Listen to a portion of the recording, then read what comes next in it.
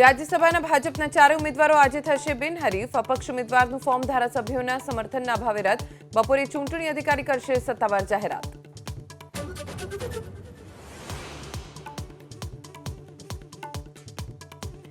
રાજ્યમાં ઠંડીના વધુ એક રાઉન્ડની હવામાન વિભાગની આગાહી। આવતીકાલથી 5 દિવસ માટે કડકડતી ઠંડી પડવાનું અનુમાન।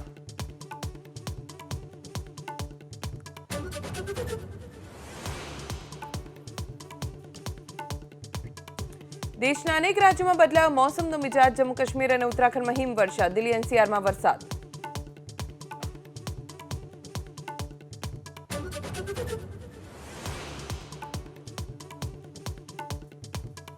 પાંચ પાક પર એમએસપી માટે કેન્દ્ર સરકારના પ્રસ્તાવને ખેડૂતોએ ફગાવ્યો। 23 પાક પર એમએસપી ગેરંટી કાનૂનની માંગ। કાલે દિલ્હી કૂચ।